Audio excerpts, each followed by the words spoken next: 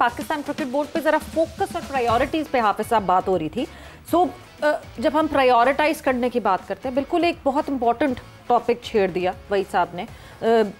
Manager की availability या manager का साथ जाना कितना इंपॉर्टेंट होता है और कितना इंपॉर्टेंट पाकिस्तान क्रिकेट बोर्ड समझता है। क्या पैसों का फुकदान है, इस वजह से पैसे नहीं है, इस वजह से नहीं भेजा मैनेजर, या सोचा ही नहीं उस बारे में? क्योंकि पैसों की कमी तो नहीं लगती जब आप पाकिस्तान हॉकी की तरफ भी हाथ बढ़ा रहे हैं बेहतरी करवाने के लिए। देखिए, पैसों का तो मसला नहीं है। मसला दरअसल दर हकीकत मसला जो है वो इंतज़ामी सलाहियतों का है।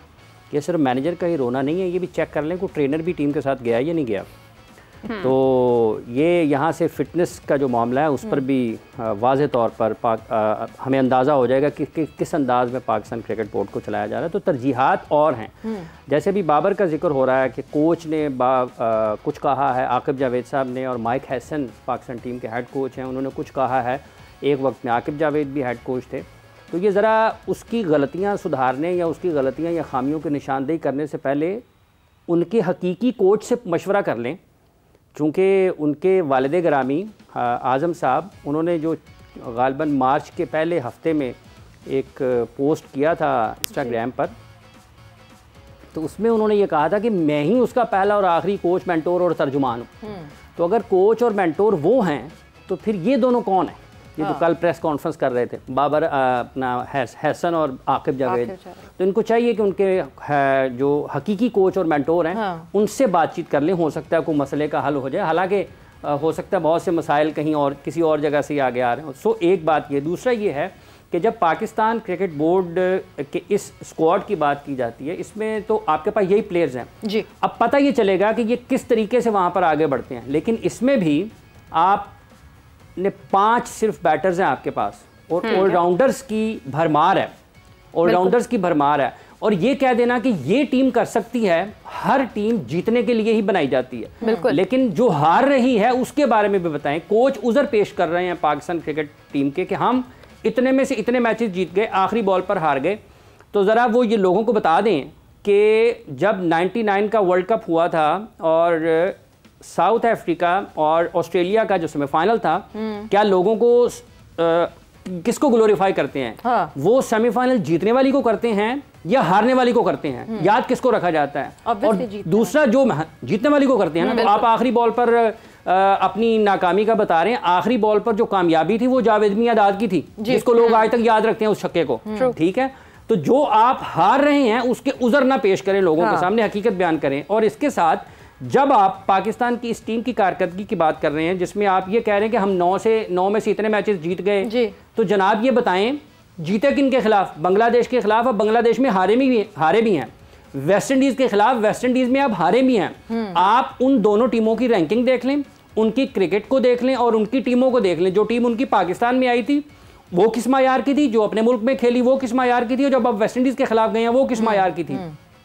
यही कारकर्दगी अगर आप, मगर यही मैं जरा वही साहब एक बहुत इंपॉर्टेंट चीज़ जो है वो हाफिज साहब ने डिस्कस कर ली है। यूजुअली हम नहीं उस डिस्कशन पॉइंट पे जाते। कोच, जब घर से कोच आपको मिल जाता है, और ये उन्होंने कहा हुआ है, ये उन्होंने दावा किया हुआ है, ये स्टेटमेंट है उनकी, यानी उन्होंने कहा कि हकीकी कोच मैं हूं और फर्जी कोच बाकी हैं। ये 6 मार्च का बयान है उनका। वही साहब, सबसे पहले तो हम यहीं से शुरू करते हैं बात कि ये जो हकीकी कोच और फर्जी कोच की बात है, क्या यही तो नहीं ले डूबा बाबर आजम को? देखिए सवेरा, मैंने पहले ही कहा था देख से पहले कि बाबर आजम की जो इसमें पोजीशन है, जो उसका फॉल फ्रॉम ग्रेस है, उसमें उसके अपने का बहुत बड़ा हाथ। इसमें एक अनफॉर्चुनेट उनके वालिद साहब हैं, इसमें कोई शक नहीं कि आजम साहब ने जाहिर सी बात है बहुत मेहनत की होगी अपने बच्चे को ऊपर लाने में, उसको फैसिलिटीज प्रोवाइड करने में, उसको क्रिकेटर बनाने में। इसमें कोई कोई इसमें दो नहीं है। लेकिन जब बच्चा बड़ा हो जाता है, जब वो पाकिस्तान कप्तान बन जाता है, तो फिर आप उसको छोड़ देते हैं। अनफॉर्चुनेटली आजम साहब को ये बात समझ में नहीं आई। वो एंड तक इंटरफेयर करते रहे बाबर के मामला में। कोई अगर बाबर को क्रिटिसिज्म हो रहा था खेलने पर या कुछ, वो कूट पड़ते थे, वो लोगों पर उंगलियां उठाना शुरू कर देते थे। उन्होंने ऐसा एक क्रिएट कर दिया था माहौल को, जैसे बाबर से बड़ा प्लेयर पाकिस्तान में आया नहीं, जबकि ऐसा नहीं है। बाबर से बहुत बड़े बड़े प्लेयर आए और गए, पाकिस्तान में खिदमत करके वो गए। देखें, आजम साहब को ये चीज समझनी चाहिए कि जब एक बड़ा प्लेयर फंस जाता है, बाबर की कोई फॉर्म का, कोई बाबर की टेक्निक तो खराब नहीं हो गई, कोई बाबर की बैटिंग तो न्यू भूल गया। उसका एक मेंटल ब्लॉक है और उस मेंटल ब्लॉक को हटाने के लिए कोई इसमें शर्मिंदगी नहीं है कि अगर आप जाके जावेद मियां जैसे प्लेयर से या सलीम मलिक जैसे प्लेयर से आप जाके बातचीत करें, उनसे पूछें कि भाई क्या मसला है मेरा, मैं क्यों नहीं मतलब लंबे स्कोर कर पा रहा हूँ, बिल्कुल वो आपकी हेल्प करेंगे। अगर आपको अपनों से नहीं लेनी हेल्प, आप बाहर वालों से हेल्प लें। लेकिन ये कहना कि जी मैं ही हूँ उसका कोच, तो भाई फिर इसीलिए तो आज वो बाहर बैठा बैठे, सीधी सी बात है। और बात ये रही कि यार ये जो टीम है, आप अभी जैसे मतलब हाफिज रिकॉर्ड बता रहा था, मैं ये पूछता हूँ कि भाई बात ये है कि जो पिछले 4-5 साल में जब बाबर कप्तान था या रिजवान कप्तान बनाए, 5 आईसीसी के इवेंट आपने खेले दोनों ने मिलकर, ठीक है ना, इनकी कप्तानी पे खेले गए, 2 एशिया कप आप खेले, टोटल आपके पास शो करने के लिए था कि एक T20 वर्ल्ड कप के फाइनल में आप पहुंचे और एक एशिया कप के फाइनल में आप पहुंचे, ठीक है, एक सेमीफाइनल पहुंचे, लेकिन आप एक भी इवेंट नहीं जीत पाए। तो मेरा यही एक हमेशा ये रहा है कि भाई जब आपने आजमा के देख लिया कुछ लोगों को, 5 साल में वो आपको नहीं अगर जिता पाए कोई टाइटल, तो ठीक है फिर आगे बढ़ो यार, फिर दूसरों पे इनकार करो। अब आकिब जावेद का मसला ये है कि वो बहुत बकबक करते हैं, उनकी पुरानी आदत है ये, वो उनका तो नाम ही मैंने प्रोफेसर आकिब जावेद बताया है कि वो हर चीज अच्छा, एक और प्रोफेसर कलामी की माजरत चाहता हूँ, ये असल में आज हफीज मोहम्मद हफीज को लोग प्रोफेसर कहते हैं, असल में ये दूसरे नंबर पर हैं, पहले नंबर पर आकिब जावेद हैं। एक जूनियर प्रोफेसर है, एक सीनियर प्रोफेसर है। ये जब खेला करते थे बुनियादी तौर पर आकिब साहब को कहा जाता था।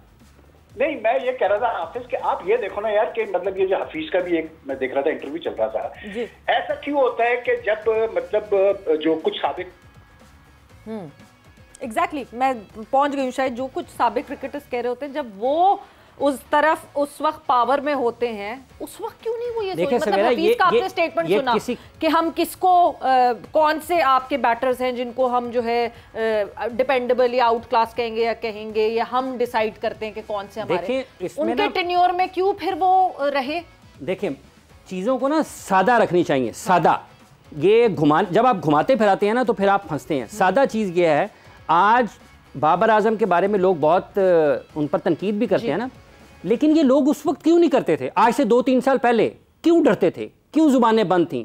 क्यों खामोश थे? क्यों डरते थे कि लोग इनकी सोशल मीडिया के ऊपर आकर बातें करेंगे, इनकी फॉलोइंग कम हो जाएगी? मेरे लिए तो कोई नई बात नहीं है। जब लोग घरों में दुबके बैठे थे हम तो उस वक्त भी कह रहे थे कि बाबर गलत कर रहा है। आज जब लोगों को ये नजर आ रहा है कि बाबर गलत कर रहा है, तो जनाब ये जिन लोगों ने उसको इस रास्ते पर डाला है उनको पकड़े सबसे पहले। पाकिस्तान क्रिकेट की तबाही खिलाड़ियों से ज्यादा इंतजामी चीजों के ऊपर हुई है। किसने कप्तान बनाया, क्यों बनाया, किसने उसको लामहदूद इख्तियारात दिए, किसने उसको उस रास्ते पर डाला कि वो समझे कि मेरे से पाकिस्तान की क्रिकेट शुरू होती है, मेरे पर खत्म हो जाती है। ये चीजें इंतजामी सतह पर खराब होती हैं। इस वजह से दूसरा जहां तक ताल्लुक इस चीज का, अगर वो ये आज भी जैसे खान साहब बता रहे हैं कि शाहीन की कप्तानी को कबूल करने की वजह से उसके दिल में है, उसके जहन या वो ये कहता है, मैंने सुना नहीं लेकिन खान साहब कह रहे हैं तो उसको तस्लीम करना पड़ेगा इस लिहाज से।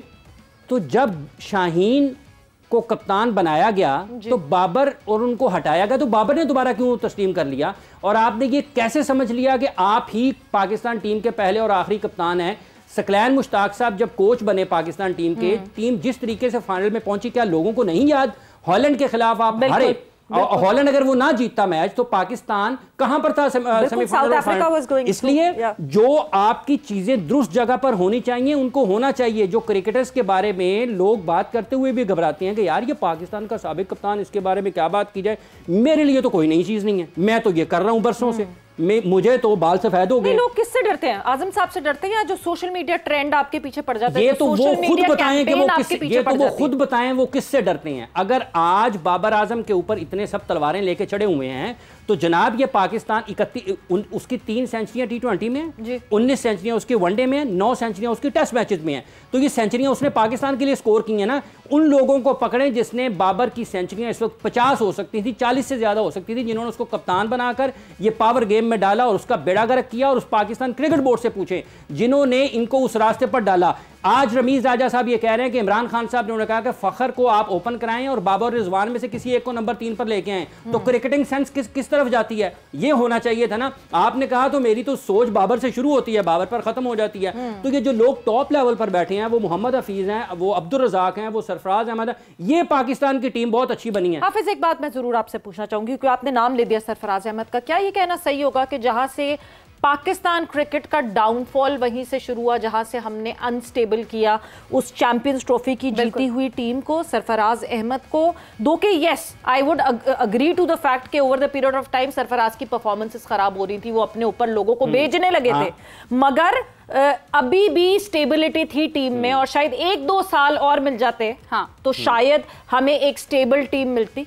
देखें, ये जिस दिन उसका टीम का जिस दिन कप्तान बनाया गया था ना, उस दिन मैं टीवी शो पे था, यहाँ पे भी इस वक्त भी इस दफ्तर में बहुत सारे को कप्तान बनाया गया। जिस दिन सरफराज को हटाया गया था, इस दफ्तर में बहुत सारे लोग उस वक्त उस टेलीविजन में काम करते थे, आप टीवी में, ठीक है जी। तो वो रिकॉर्ड पर मौजूद है। उस वक्त तो लोगों ने बगलें बजाई, कहीं कहीं लोगों ने इसका इजहार भी किया कि सरफराज के साथ गलत हुआ है। इसलिए मैं ये अर्ज कर रहा हूँ कि मेरे लिए ये चीज़ें नई नहीं हैं। मेरे लिए ये मसला नहीं है कि पाकिस्तान की ये टीम क्या सिलेक्ट हुई है। मेरे लिए मसला ये है कि पाकिस्तान की क्रिकेट तेज़ी के साथ तबाही की तरफ जा रही है, उस गड्ढे में जा रही है जहां से आपको निकालने के लिए बहुत ज़्यादा काम करना पड़ेगा, और ये सोच अभी तक नजर नहीं आती। सरफराज ने अगर गलत किया था किसी एक जगह पर तो आपकी कारकर्दगी में उतार चढ़ाव आते हैं। कैसे निकाला जाएगा पाकिस्तान टीम को? क्या निकाल पाएगी एशिया कप में गड्ढे से ये टीम? ये जो मैनेजमेंट है, इस मैनेजमेंट के होते हुए तो मुझे नहीं लग रहा कि ये टीम जो है हमारी क्रिकेट ऊपर जाने वाली है। मैं सिर्फ एक टीम की बात नहीं कर रहा हूँ, ओवरऑल क्रिकेट की बात कर रहा हूँ कि मुझे नहीं लगता कि हमारी क्रिकेट इस क्रिकेट बोर्ड के अंदर अहलियत है कि ये वो चीज़ें मतलब डिसीजन दे सके जिससे हमारी क्रिकेट बेहतरी की तरफ जाए। बात ये है कि देखें, अभी जो भी आप कहें, सरफराज का जब हुआ था, जैसे हाफिज ने कहा कि बिल्कुल गलत हुआ था उस टाइम पे और वो गलत टाइम पे वो किया गया था, लेकिन at the end of the day बात ये है कि जो सारे सबसे ज्यादा नुकसान पहुंचा पाकिस्तान क्रिकेट को, मैं समझता हूँ वो पीरियड था जब बाबर को बहुत ज्यादा पावर दे दिया गया था। आपको अगर याद होगा तो 2023 के वर्ल्ड कप के बाद जब टीम वापस आई हार के, तो बाबर से ये नहीं कहा गया था कि आप सारी कप्तानी छोड़ दें, उनसे एक कोई स्पेसिफिक फॉर्मेट का कहा गया था कि आप इसकी कप्तानी से हम आपको हटा रहे हैं, बाकी में आप कप्तानी कीजिएगा। लेकिन उनके जो एडवाइजर्स थे, उनके साथ जो करीब लोग थे, उन्होंने उसको गलत एडवाइस दी कि नहीं तुम बस मना कर दो कि मैं कप्तानी नहीं करूंगा। अच्छा, बाबर के जहन में ये कहीं भी नहीं था जब उसने ये कहा कि जी मैं नहीं करता किसी चीज में भी कप्तानी, मैं छोड़ रहा हूँ कप्तानी, उसके जहन में ये नहीं था कि ये जो मतलब उसके जो साथ खेलते हैं लड़के, वो समझ रहा था ये टोटली मेरे साथ लॉयल है, जबकि ऐसा नहीं था। शाहीन को मौका मिला, उसने कप्तानी एक्सेप्ट कर ली, शान को मौका मिला, उसने कप्तानी एक्सेप्ट कर ली, टेस्ट की। तो हुआ ये कि बाबर साहब उस पर रियलाइज हुआ कि भाई ये सारा जो है ना सब फर्जी चीजें होती हैं। तो वही साहब सही कहा जाता है ना, पाकिस्तान क्रिकेट हंसाती कम है रुलाती ज्यादा है, but yes he needs to figure out कि क्या करना है क्या नहीं करना। लेट्स होप कि पाकिस्तान टीम जो अभी ये सिलेक्ट की गई है, ये स्क्वाड अच्छा परफॉर्मेंस दे, अच्छी परफॉर्मेंस दे ट्राई नेशन में भी और एशिया कप में भी। बट थैंक यू वहीद साहब, thanks a lot for joining in. Hafiz साहब बहुत बहुत शुक्रिया फॉर ज्वाइनिंग इन।